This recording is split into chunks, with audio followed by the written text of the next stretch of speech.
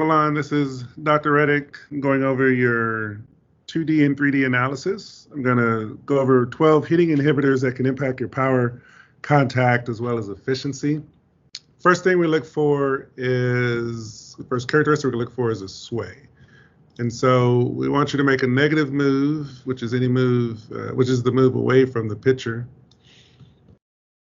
And what we don't want to see is that knee go past the line. So no evidence of a sway there. Next thing we look for is what we refer to as loss of posture. So we take you through your negative move. Once you're done with it, you go forward. And so what we want to see is when we draw a line between your eye and your waist, we want you in an attacking position. So actually we want you more in this position. And then once you, all right, let me do that again. So this is right before toe touch. And so if I do that, I get 87 degrees, I think it's 87 away from the pitcher. And so as you go to heel plant, you can see you're there. So at heel plant, that's okay.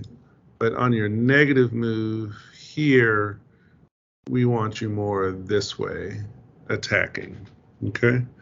And so we would say that there is a loss of posture. I suspect that this might be a technique issue. You do have some challenges with control of your hips on the movement screen, as well as core.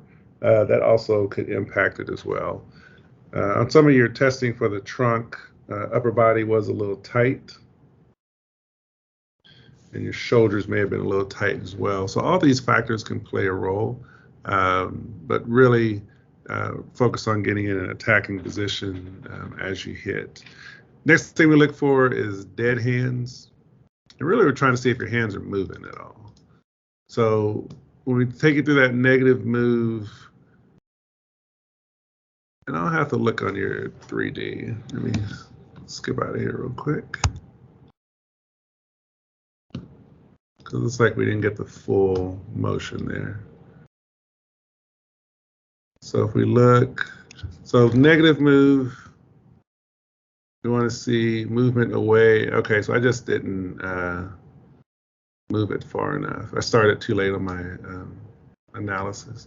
So here you do have a negative move, meaning movement away from the pitcher.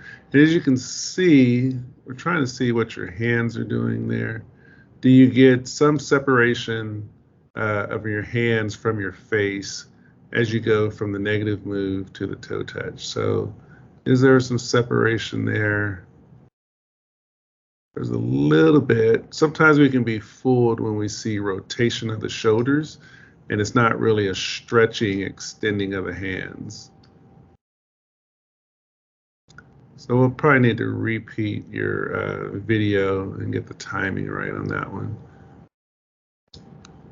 But based off of this, let's see.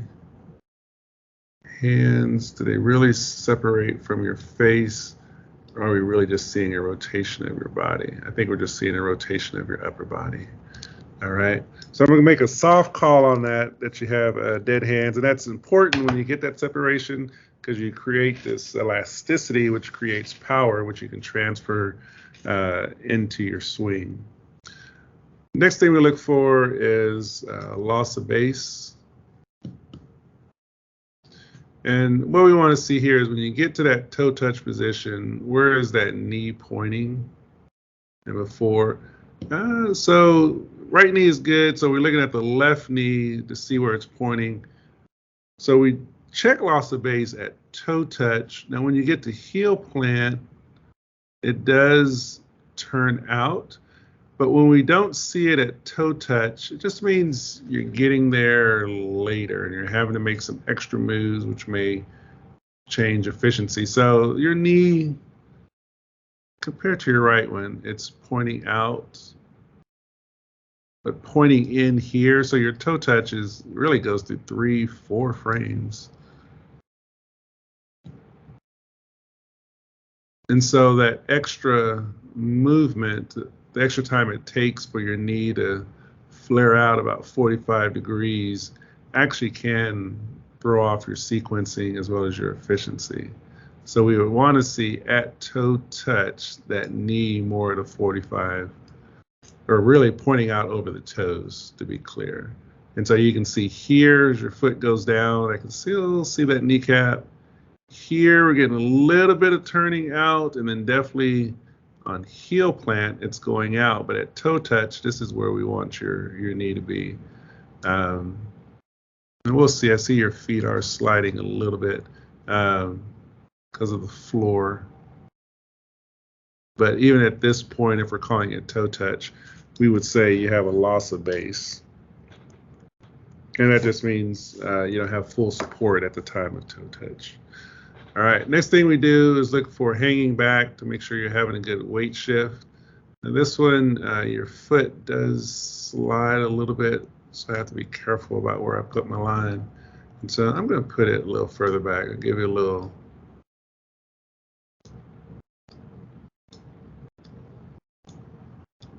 Oh, making too many lines. Sorry, getting line happy here. Give me a second. So we'll draw a line straight up and down. 90 degrees. Sometimes it doesn't give me 90 degrees. We'll have to go with 89. And then we have you go through, and then we want to make sure that heel doesn't cross the line. And what that means is that you're not fully shifting your weight from that hind foot, from your negative move to the forward. Kind of think at this point we want you to be up on your right toe. And so we would say that you do have some hanging back, and your weight shift is not correct here. All right. Next thing we look for is what we call gate swing. And on this one, just don't want your right elbow to get stuck on your hip. And definitely no issues there. You see here on the hip, passing the hip. So definitely no gate swing here. At toe touch, we want to look and see what your elbow is doing. We want that elbow inside the hands there. So again, it kind of depends on where we're calling toe touch. So if we say toe touch is here, in the next frame, then we see your elbow. So I would say there's no evidence of flying elbow. We want to make sure as your hands are going through, got good alignment there. For the most part, straight up and down, so it doesn't feel like you're pushing it. It looks like you're whipping it through. We also want to make sure at toe touch you're not dumping the barrel, meaning that your hands, the bat is outside your hands. So no evidence there.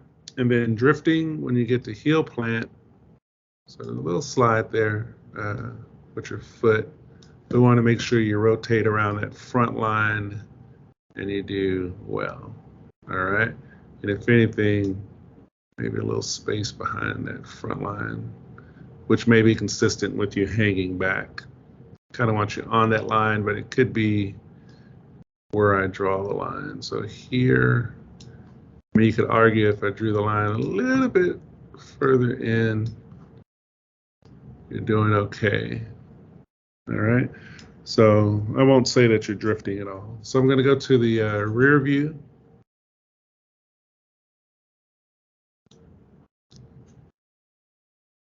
And where are you? And then let's zoom, zoom, zoom. All right.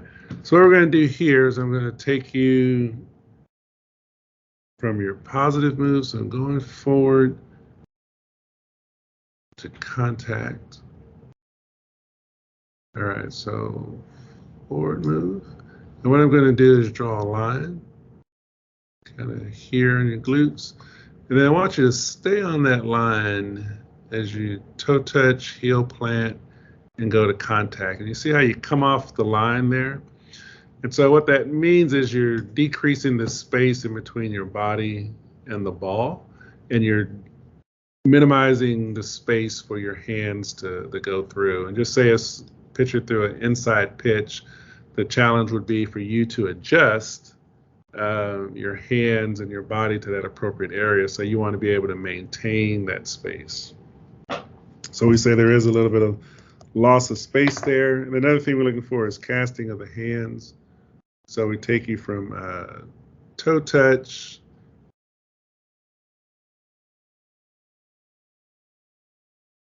to heel plant. We want that lead hand inside the elbow at all times, and so you're doing good. You're not throwing out your hands is pretty much what we're looking for. So no signs of that. I'm going to take it to the 3D analysis piece. One thing we look for is X factor. So the separation of your pelvis from your shoulders. And if you kind of look here, the bottom on the left, you get roughly about 30 degrees based off of where you start and where you end. And ideally, we want 25 to 35 degrees. The challenge that we're having is your sequencing and your hip movement. So these little squigglies at the top, this is how you sequence. And so when we look at it, the orange is your pelvis, the green is your thorax and shoulder, and the red is your lead arm, and then, kind of the back. And so what we want on here is the peaks to happen, but we want the orange to peak first, followed by the green, followed by the red. So as you can see here, your red peaks first. That means your arms are getting ahead of you, or getting ahead of the rest of your body. And then you're swinging with your shoulders in the trunk.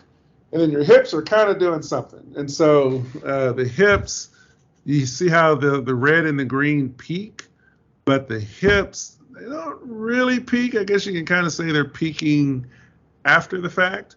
But ideally, we actually want the hips to peak first, then transfer power through the trunk and the shoulders, then transfer power through the arms.